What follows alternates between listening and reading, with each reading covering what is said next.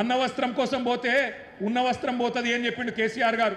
వీళ్ళు దబ్బన దౌర్భాగ్యులు మళ్ళీ గెలిస్తే రైతు బంధుకు రామ్ రామ్ అవుతుంది అని చెప్పిండు. చెప్తే ఏమన్నాడు ఆ రోజు రేవంత్ రెడ్డి? ఒకసారి ఆయన మాటలనే మీరు చూడండి.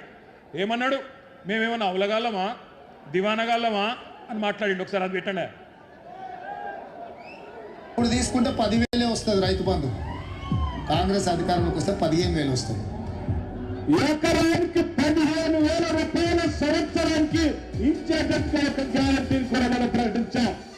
రైతు భరోసా, ఇందులో రైతులకు కౌలు రైతులకు సంవత్సరానికి ఎకరాకు 15,000 రూపాయలు ఇచ్చే విధంగా, అదేవిధంగా నిరుపేదలైన కూలీలకు సంవత్సరానికి 12,000 రూపాయలు ఇచ్చే విధంగా రైతు భరోసా కార్యక్రమాన్ని రెండవ గ్యారంటీ కింద ప్రకటించడం జరిగింది.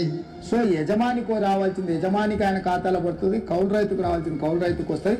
భూమి లేని వాళ్ళు ఉపాధి హామీ కూలికి పోయేట వాళ్ళకు కూడా ఇందులో మేము మద్దతు పెట్టినాము. అంటే ఇప్పుడు అందరికి ఇస్తారు అంటే ఆల్మోస్ట్. అందుకే అంటే డబుల్ అవుతాయి. ఓవర్లాప్ కాదు. ఇందులో వస్తే ఇందులో రాదు, ఇందులో వస్తే ఇందులో రాదు. పంటలకే ఇస్తున్నావు కదా, 3వ పంటకి ఎందుకు ఇస్తలేవు? పంటకు 5,000 ఎకరానికి ఇచ్చినావు, 2 పంటలకే ఇచ్చినావు కదా రైతు బంధు. మరి 3 పంటలు పండిస్తే 3 సార్లు ఎందుకు ఇస్తలేవు రైతు బంధు? కేసీఆర్ అంటున్నాడు కాంగ్రెస్ వస్తే రైతు బంధు బంద్ అవుతుందని. ఎందుకు బంద్ అవుతుందే? మేమేమన్నా దివానగాలమా? మాకేమన్నా ధమాక్ లేదా? అడుగుదాం ఒకసారి మరి. అప్పుడు ఏమన్నాడు?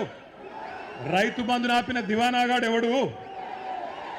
రైతు బంధు నాపిన దివానాగాడు ఎవడు? మరి ఇప్పుడు అన్నాడు కదా ఆయననే దివానగాళ్ళమా మేము బంద్ చేస్తామా అన్నాడు.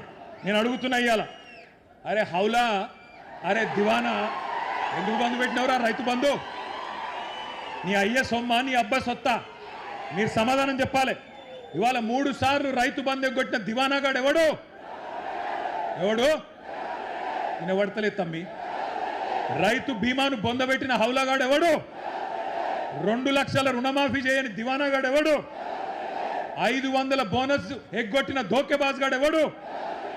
పంటలు కొనుగోలు చేయని బట్టెబాజ్గాడు ఎవడు? పక్కన కేసులు పెడతాడా? కేసులు కాకపోతే వాన అయ్యా ఏం పెట్టుకుంటాడో పెట్టుకోమని దేఖలేంగే.